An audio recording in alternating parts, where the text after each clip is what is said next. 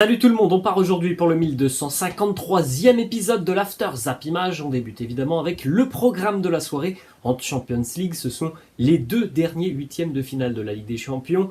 Manchester United sera du côté de Madrid pour affronter l'Atlético Madrid. Retour donc de Cristiano Ronaldo face à l'une de ses victimes préférées, l'Atlético, qui a souvent souffert face à Cristiano, que ce soit avec le Real ou la Juventus. Et puis du côté de Lisbonne, le Benfica va faire face à un gros défi, face à l'Ajax qui est sur une saison encore exceptionnelle en championnat et en Ligue des Champions. Deux déclarations du côté de Manchester United. Fred qui se prépare à un gros duel ce soir et un gros combat face aux Colchoneros de l'Atleti. Il nous dit ça n'a vraiment pas d'importance si l'Atlético traverse une mauvaise période. C'est un match pour les joueurs qui ont des couilles. C'est l'équipe la plus sud-américaine de la Champions League.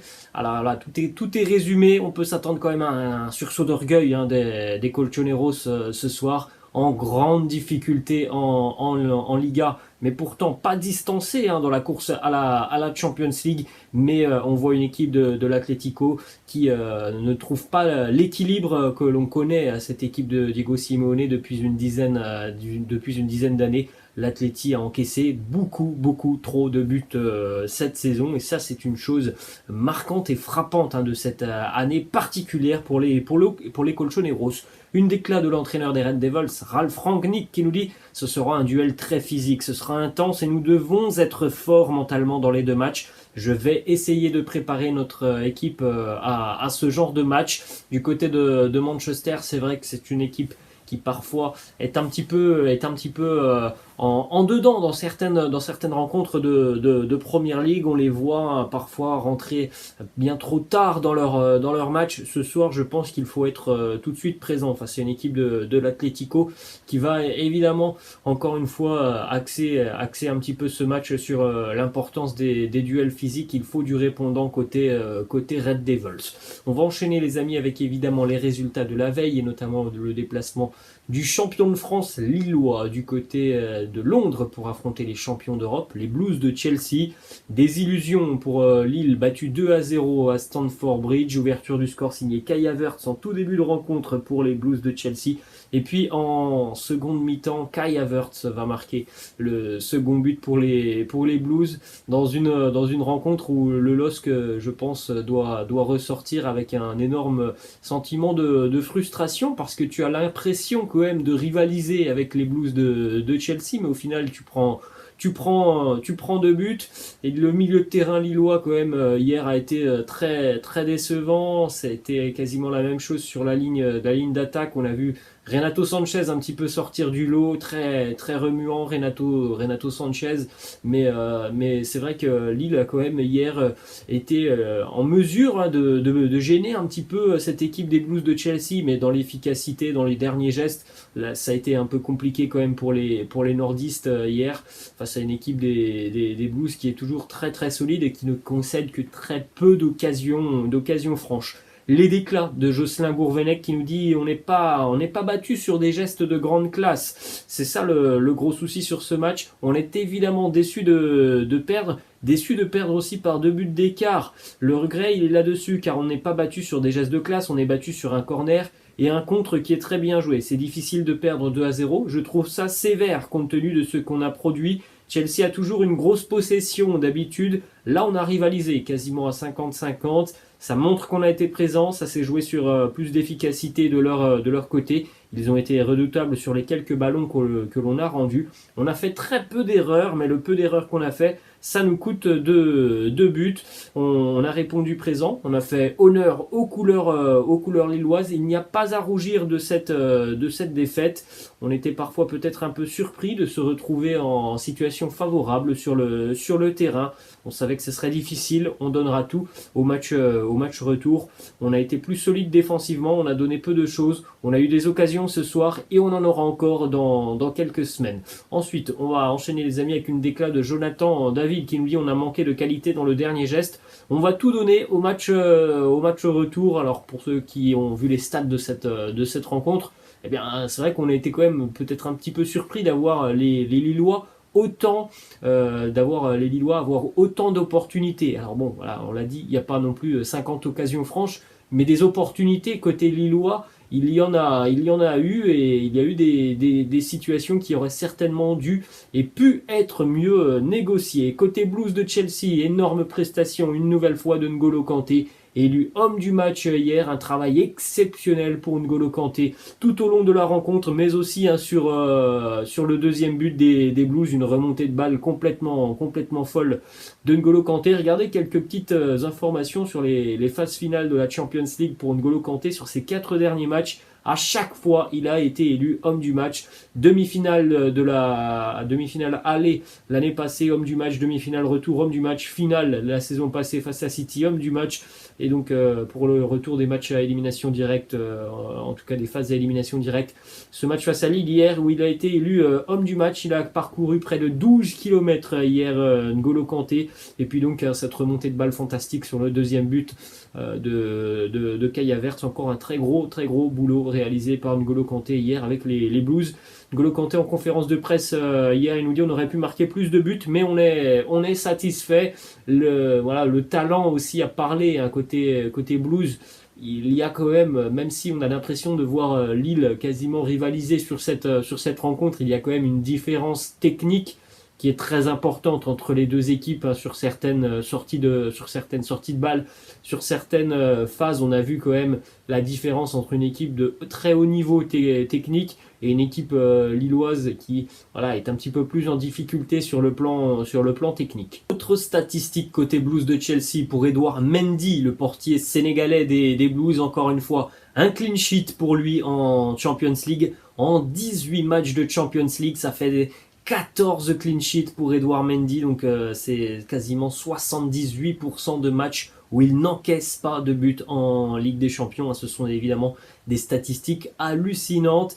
Et ça montre aussi, hein, la colonne vertébrale de cette équipe des Blues, Edouard Mendy, Thiago Silva notamment en défense, et puis N'Golo Kanté. Regardez une autre stat, Thiago Silva du côté de Chelsea hier en défense, il a quand même 37 ans. Il a récupéré 12 ballons hier face au LOSC. C'est tout simplement le record pour le moment en Champions League depuis qu'il a débuté sa carrière. Ça ne lui était jamais arrivé, hein, malgré ses 37 ans, de récupérer autant de ballons. Hier, une grosse prestation pour Thiago Silva. Du côté de l'aspect offensif des Blues, encore un match très satisfaisant pour Hakim Ziyech, hein.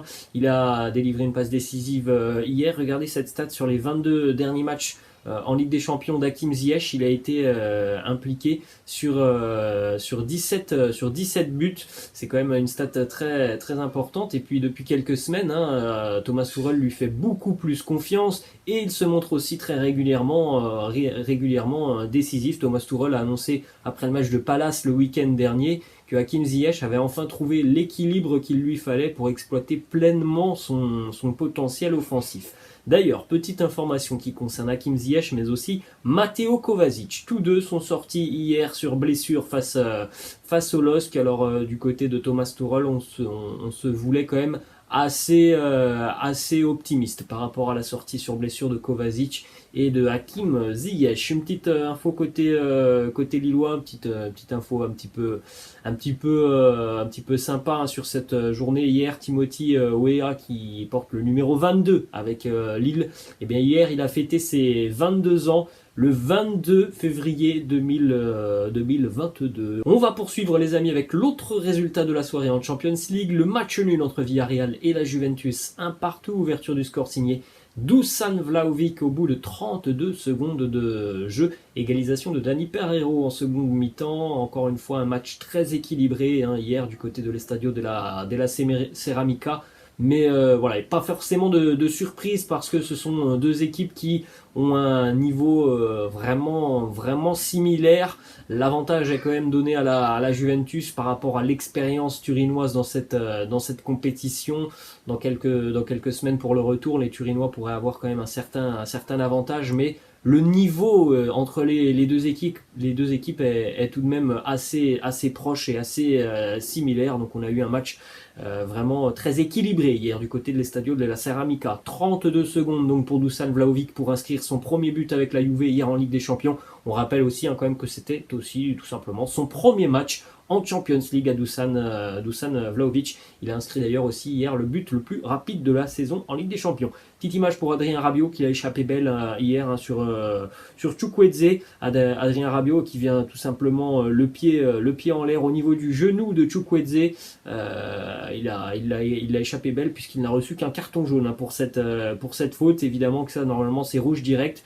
Très chanceux hier Adrien Rabiot par rapport à cette faute. On enchaîne les amis du côté de Paris. Déclaration de Lionel Messi qui nous dit c'est très agréable d'être sur le terrain avec les meilleurs. J'ai eu la chance de l'être pendant longtemps à Barcelone et maintenant j'ai la chance de l'être à Paris. Une déclaration qui répond aussi à toutes les personnes ou tous les médias qui annoncent que Lionel Messi n'est pas forcément très bien du côté de Paris. Lui se sent très bien avec ses coéquipiers. Ensuite, une info justement qui concerne Kylian Mbappé qui est prêt à prendre ses responsabilités. Il souhaiterait tirer les pénaltys du côté de Paris. On l'a vu donc sur la semaine passée avec le Paris Saint-Germain en Champions League, le raté de Léo Messi. Quelques jours plus tard, du côté de Nantes, le raté de Neymar. Kylian Mbappé aimerait profiter tout simplement de cette brèche pour pouvoir tirer aussi les pénaux. Du côté de Paris, normalement, c'est Neymar qui prend les pénaltys. Depuis l'arrivée de Messi, Messi en prend aussi quelques-uns, mais en tout cas, en général, c'est Kylian Mbappé qui est un petit peu lésé sur ses pénaltys. Il n'est pas forcément le tireur attitré. Lui aimerait prendre ses responsabilités. Donc il est petit message envoyé à Messi et Neymar. Ensuite, une déclaration de Jérôme Rotten hier au micro de son émission Rotten sans flamme sur la prolongation de contrat de Mbappé. Et selon Jérôme Rotten, les négociations et les informations sont plus que positives pour Mbappé et pour sa prolongation avec le Paris Saint-Germain. Voilà la déclaration de Jérôme Rotten qui nous dit « Selon mes informations, on est passé de 99% de chances qu'il parte au mois d'août à 65% aujourd'hui. » Alors bon, quelle est l'échelle de ces pourcentages, je ne sais pas. Mais pour Jérôme Rotten, en tout cas, et d'après ses informations, il y aurait plus de chances maintenant que Mbappé continue du côté de Paris.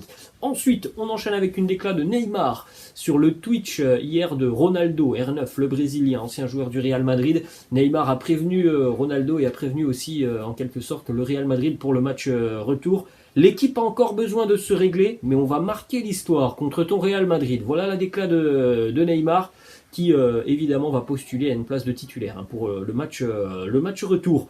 Une info qui concerne aussi le Real Madrid et l'une des pistes suivies par le Real Madrid pour le mercato estival, le jeune Ryan Gravenberch qui intéresse évidemment le Real, mais le Real n'est pas seul sur le dossier. Un milieu de terrain de l'Ajax que vous pourrez évidemment voir ce soir face au Benfica à Lisbonne, un milieu de terrain très très talentueux. L'Ajax réclame entre 25 et 30 millions d'euros.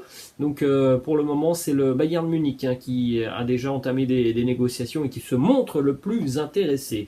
Ensuite, on a une déclaration du président de la Liga espagnole, Javier Tebas, qui nous parle de Haaland et Mbappé. Il nous dit « J'aimerais voir Haaland du côté de Barcelone et Mbappé à Madrid pour recréer en quelque sorte le duel Ronaldo-Léo Messi ». Une info du côté de Barcelone justement, ce qui concerne les plans financiers du Barça. Les négociations avec Spotify sont en phase finale et le montant final de l'accord est entre 70 et 75 millions d'euros avec certaines variables incluses. Ça sera évidemment un gros contrat pour le FC Barcelone. Là on parle du sponsor maillot. Si en plus de ça on y ajoute le Camp Nou, les liquidités vont être énormes et ça va faire un bien fou évidemment aux finances catalanes. Ensuite, le quotidien Bild en Allemagne annonce que le RB Leipzig a fixé le prix de Christopher Nkunku qui est notamment suivi par Manchester United. Christopher Nkunku, ça sera 75 millions d'euros pour l'équipe qui veut se l'offrir l'été prochain. Une année exceptionnelle pour Christopher Nkunku qui continue de progresser. Il est peut-être temps pour lui simplement de franchir une nouvelle étape dans sa jeune carrière. Et on termine les amis avec une petite info qui concerne la prochaine liste du sélectionneur Didier Deschamps. Elle sera dévoilée le 17 mars prochain et Christopher Nkunku fait évidemment partie des joueurs qui sont potentiellement enclins à rejoindre cette liste de Didier Deschamps. Voilà les amis, la fin de cette After Zap Image, j'espère que ça vous a plu. N'hésitez pas comme d'habitude à lâcher un petit pouce bleu, n'hésitez pas non plus à vous abonner à la chaîne, je vous laisse et je vous dis à la prochaine. Ciao.